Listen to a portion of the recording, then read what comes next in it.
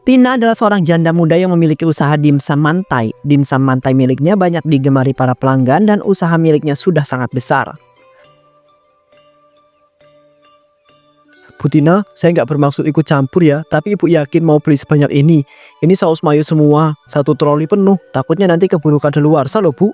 Wah, tenang aja Pak Gino. Saya ini tiap hari jualan dimsum mantai. Pelanggan saya banyak banget. Kadang sampai ngantri dari pagi sampai sore. Jadi nggak bakal keburu basi kok. Tapi bu, ini bukan sedikit loh, jumlahnya lebih dari 2 dus besar. Kalau ibu hitung satu hari habis berapa botol, yakin ini bakal kepakai dalam waktu dekat. Saya ngerti kekhawatiran Bapak, tapi ini udah saya hitung semuanya. Tiap hari bisa habis 5-7 botol. Apalagi kalau pas akhir pekan, saya malah takut kurang nanti. Ya kalau ibu sudah perhitungkan dengan baik ya saya sih tinggal bantu siapin aja. Tapi tetap saya ingatkan ya bu, kalau mayo itu sensitif banget sama suhu penyimpanan. Pastikan disimpan di tempat yang adem. Betul Pak, di rumah saya sudah ada lemari pendingin besar khusus untuk stok-stok bahan seperti ini. Jadi aman dan tahan lama. Saya nggak main-main kalau urusan dagangan. Oke deh Bu Tina, saya percaya sama ibu. Soalnya saya itu juga sering dengar pelanggan lain menyebut-nyebut nama ibu. Katanya dimsumnya enak banget dan murah meriah. Iya Pak, saya selalu jaga rasa dan pelayanan. Sekarang ini saingan makin banyak, jadi saya harus bisa lebih unggul. Makanya saya beli lebih banyak, supaya stok aman dan dagangan jalan terus. Kalau begitu saya bantu bawain ke mobil ya, biar nggak bolak-balik. Ini berat juga soalnya, kalau angkut sendirian bisa encok. Wah, makasih banyak ya Pak Gino. Bapak memang baik hati. Saya jadi langganan di sini juga, karena Bapak nggak pernah nyusahin pembeli. Enak banget pelayanannya. Sama-sama Bu Tina, semoga usahanya makin sukses ya. Dan jangan lupa kalau butuh bahan lain langsung ke sini aja, pasti saya bantu. Dimsum Bu Tina digemari banyak orang karena rasanya enak dan harganya yang sangat terjangkau. Hari ini aku seneng banget, karena semua bahan yang aku butuhin udah lengkap. Ini mayonya, terus aku tambahin susu kental manis sedikit, biar rasanya lembut dan ada hits manisnya. Terus ada cabai rawit merah segar.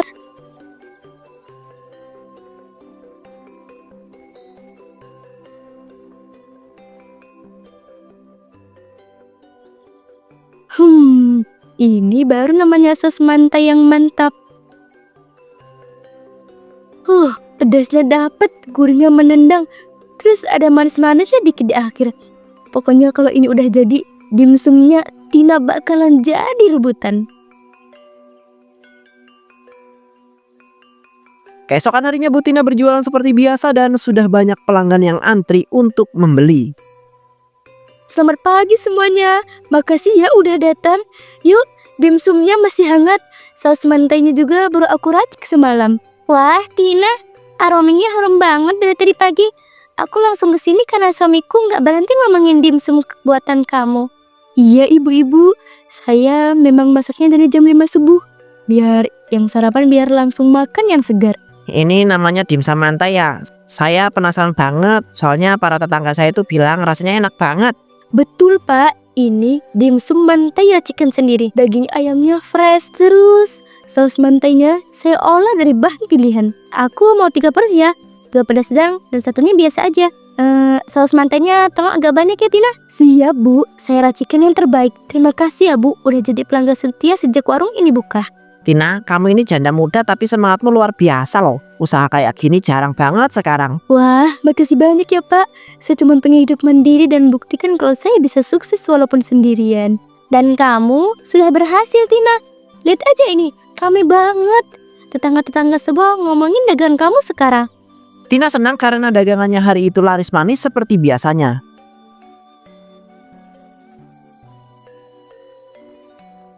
$200, $300, $400. Alhamdulillah ya Allah. Hari ini rezekinya lancar banget. Gak nyangka laku sebanyak ini. Tiba-tiba muncul Bu Yuni.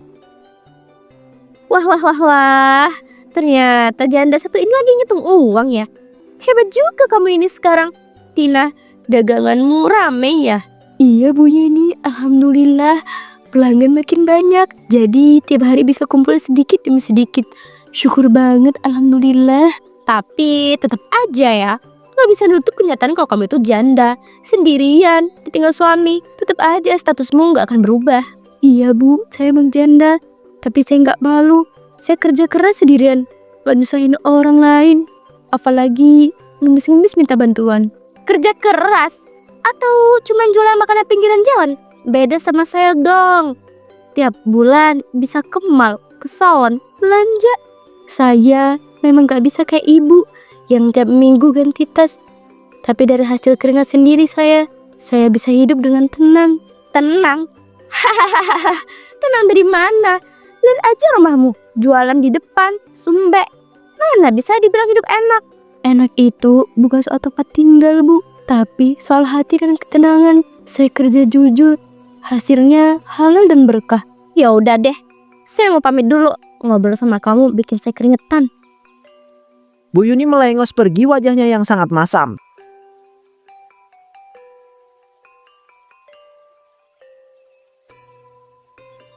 Tina kemudian panas mendengar omongan Bu Yuni dan memutuskan untuk membuktikan ke Bu Yani kalau dia bukanlah orang yang miskin.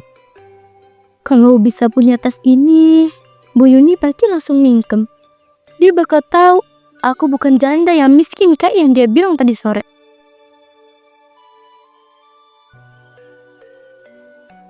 Maaf banget ya aku telat. Macet banget tadi. Tapi aku senang banget bisa ketemu kamu lagi. Wajah kamu kenapa, Tin? Kelihatannya capek banget. Iya, Rik. Aku tuh sebenarnya nggak mau cerita. Tapi tadi sore tetanggaku, si Bu Yuni itu datang ke rumah dan nyindir aku habis-habisan. Astagfirullahaladzim. Dia lagi. Dia tuh memangnya orangnya suka banget yang ngerendahin orang lain. Biar ngerasa lebih tinggi kali ya. Udah bisa banget ya kayak gitu. Udah biasa banget ya kayak gitu. Dia bilang aku janda miskin, perumah sumpek, jualan di depan. Padahal dia tuh cuman gaya doang, hidup juga nyicil semua. Makanya kamu jangan biarin orang kayak gitu ngaruh ke mental kamu. Tapi aku ngerti sih, kadang kita pengen buktiin juga. Makanya aku kepikiran beli tas ini. Tapi duitnya belum cukup. Aku harus cari cara biar dapat uang lebih banyak dan lebih cepat. Kenapa nggak coba naikin harga aja, Tin? Dimsum kamu kan udah punya nama.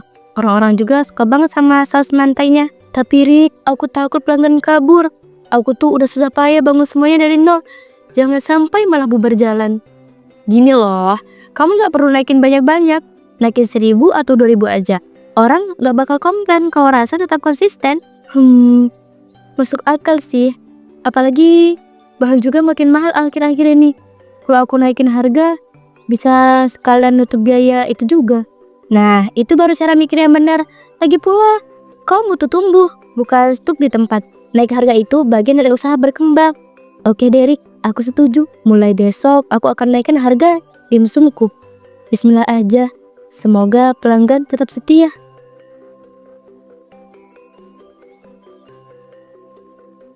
Keesokan harinya Bu Tina menaikkan harga dimsum mantainya agar dia bisa mendapatkan keuntungan lebih banyak dengan mudah untuk bisa membeli tas mewah yang dia mau. Selamat pagi semuanya. Hari ini dimsum mantainya lebih spesial. Saya olah dengan bahan yang makin berkualitas dan segar. Tina, ini beneran naik harganya jadi 12.000? Biasanya kan cuma 10.000. Kenapa jadi mahal begini? Iya Bu, maaf ya. Harga bahan-bahan lagi naik. Dan saya juga berusaha meningkatkan kualitas. Saya harap Ibu bisa ngerti. Tapi 2.000 itu lumayan loh Tina. Kalau beli 5 porsi udah nambah 10.000. Kenapa nggak tetapin harga lama aja? Saya nggak bermaksud nyusahin Pak. Cuma saya juga harus menyesuaikan dengan biaya yang terus naik. Saya tetap jaga rasa kok. Udah mulai mahal nih. Padahal awalnya terkenal karena murah meriah. Lama-lama bisa sepi nih warung. Saya pikir-pikir dulu deh. Nggak jadi beli sekarang. Mungkin nanti kalau udah balik harga kayak dulu saya kesini lagi.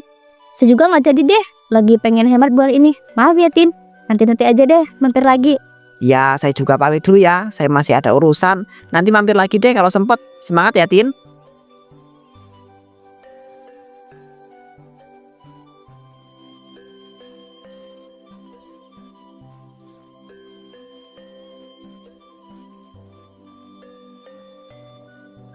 Beberapa bulan kemudian warung Tina menjadi sepi karena Tina tidak pernah mau menurunkan harga dimsum mantainya tersebut.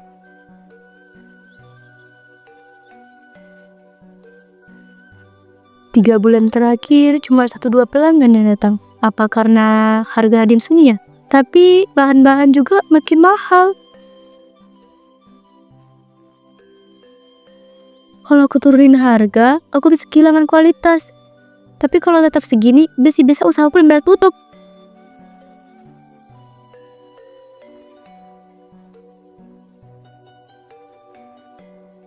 Waduh, sepi amat ya warungnya Bu Tina. Apa pelanggannya udah pindah ke tempat lain yang lebih murah? Iya Bu Yani, saya masih berusaha. Memang lagi sepi, tapi saya tetap percaya sama rezeki dari Allah. Percaya boleh, tapi ya jangan keras kepala dong. Udah tahu harga segitu bikin kabur pelanggan, masih aja dipertahankan. Saya pertahanin karena saya jaga kualitas Bu.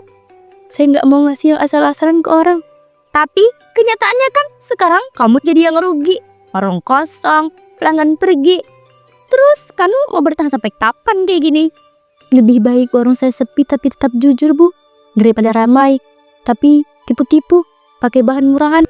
Hahaha, kamu pikir kamu siapa? Cuma janda kecil jualan makanan di pinggir jalan. Gak usah sok-sokan deh soal kualitas. Saya loh cuma bicara kenyataan. Saya ini kerja keras dari subuh. Saya nggak pernah ganggu hidup ibu. Jadi tolong jangan rendahkan usaha orang. Ya sudah, kalau kamu senang hidup dalam mimpi, silahkan. Aku tunggu warung ini benar-benar tutup.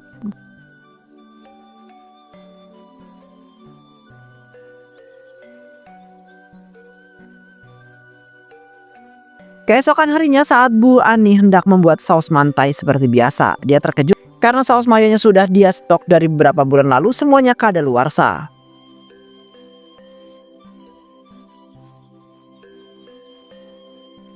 Ya Allah, semua mayo ini udah kadaluarsa. Tapi ini stok terakhir aku belum bisa beli yang baru.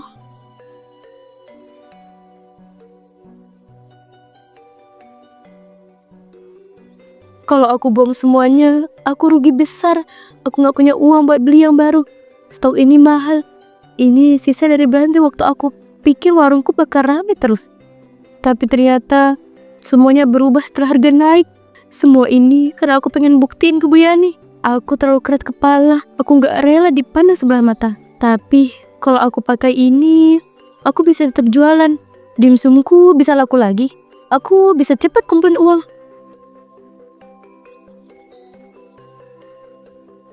Tina menuang mayo ke dalam baskom besar. Ia mencampurkan bahan lain, kemudian mengaduknya perlahan-lahan.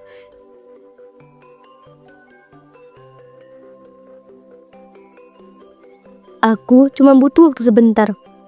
Setelah itu aku akan janji bakal ganti semua dengan yang baru. Tapi aku gak tahu harus gimana lagi. Aku janji gak akan lama. Ini hanya sekali.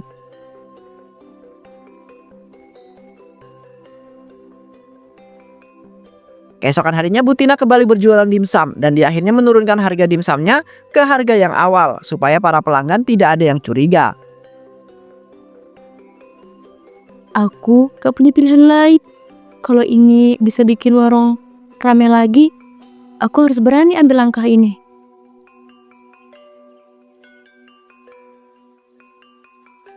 Berapa menit kemudian banyak pelanggan yang sudah antri untuk kembali membeli dimsum mantai Bu Tina. Wah Tina, harga dimsum kamu balik lagi ke 10.000 ya. Saya seneng banget, akhirnya bisa jajan lagi.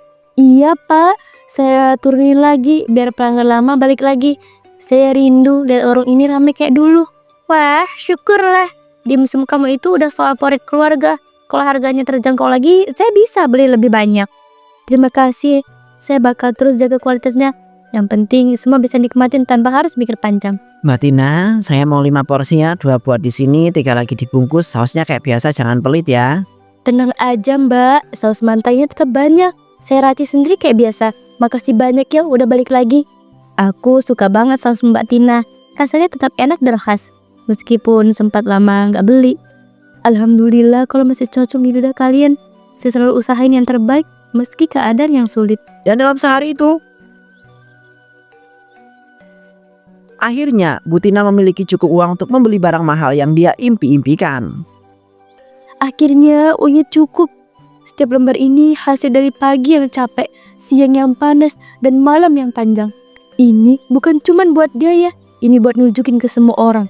Terutama Bu Yuni. Kalau aku bisa berdiri di atas kakiku sendiri.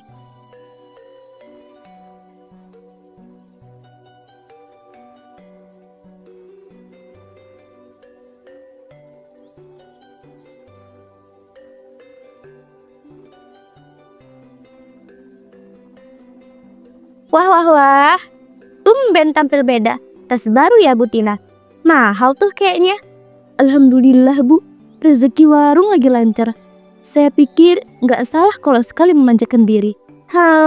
Ya semoga bukan atas hasil hutang ya. Soalnya sekarang banyak yang kelihatan sukses tapi cuman pamer. Ibu nggak usah khawatir, ini hasil dari keringat sendiri. Saya nggak pernah nyusahin orang lain, apalagi ngutang sana sini. Ya udahlah, kalau memang dari rezeki sendiri.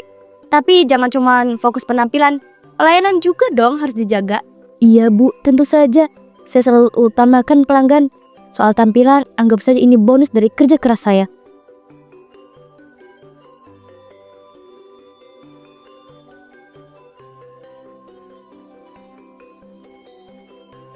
Dengan keuntungan yang banyak, Bu Tina tetap menggunakan saus mayo yang kadaluarsa untuk membuat saus mantainya karena stok sausnya masih banyak.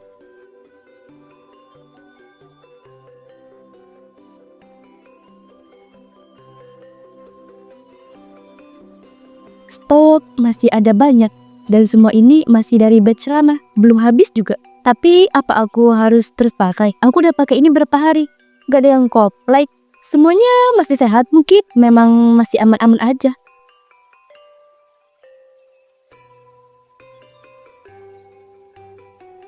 Namun akhirnya banyak pelanggan yang mulai komplain kepada Tina karena banyak yang sakit memakan dimsum buatannya tersebut. Tina, saya mau ngomong. Beberapa hari ini perut saya sering sakit setelah makan dimsum dari sini. Anak saya juga sempat muntah-muntah. Saya juga sama, Tin. 2 malam lalu saya sempat demam dan mual setelah makan dari warungmu. Apa ada yang beda dari bahan-bahannya? Maaf ya, tapi saya nggak suka dituduh begitu aja. Saya nggak pernah main-main sama... Maaf ya, tapi saya nggak suka dituduh begitu aja. Saya nggak pernah main-main sama bahan dagangan. Kami nggak nuduh sembarangan, Tin. Tapi ini kejadiannya bukan cuma 1-2. Tetangga saya juga ngalamin hal yang sama. Terus, kamu pikir ini salah saya? Saya udah jaga kualitas. Kok ada yang sakit? Belum tentu karena makanan dari sini.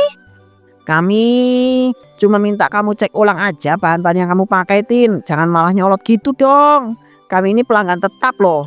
Saya udah capek kerja keras tiap hari buat nyambung hidup. Terus kalian datang, langsung nuduh tanpa bukti. Ya kalau kamu yakin gak salah, tinggal bilang baik-baik. Tapi cara kamu jawab ini malah bikin kita tambah curiga. Saya gak butuh pelanggan yang gampang nyalain. Kalau gak suka, silakan cari dimsum lain. Saya juga bisa hidup tanpa kalian. Ya sudah, kalau begitu kami pamit dulu. Semoga kamu itu bisa buka mata sebelum semuanya terlambat, Tin. Saya pergi, bukan karena saya takut, tapi saya kecewa, Tina. Benar-benar kecewa sama cara kamu menanggapi ini.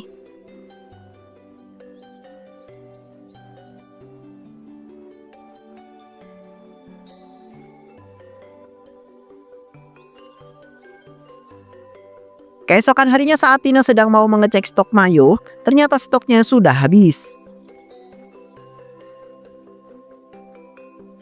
Mana semua mayo itu? Perasaan masih ada beberapa botol kemarin. Gak mungkin kan udah habis semua secepat ini. Kalau gak ada stok lagi, aku harus beli baru. Tapi uangku cuma cukup buat operasional harian. Aduh. Tina kemudian pergi ke toko grosir untuk membeli saus mayo.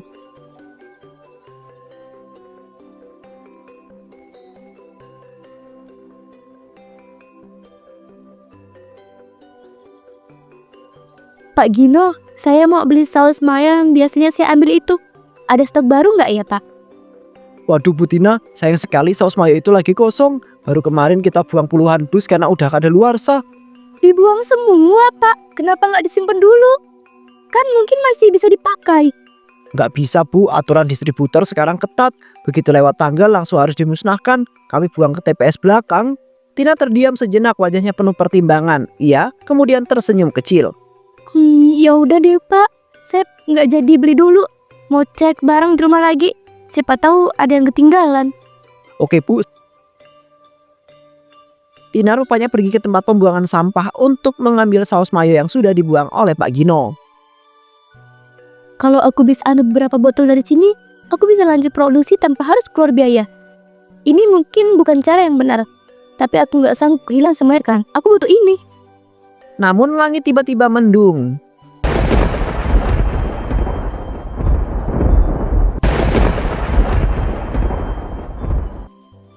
Aneh, cuacanya tiba-tiba gelap banget. Tapi cuma sebentar lagi kok. Aku cuma perlu ambil beberapa botol lagi.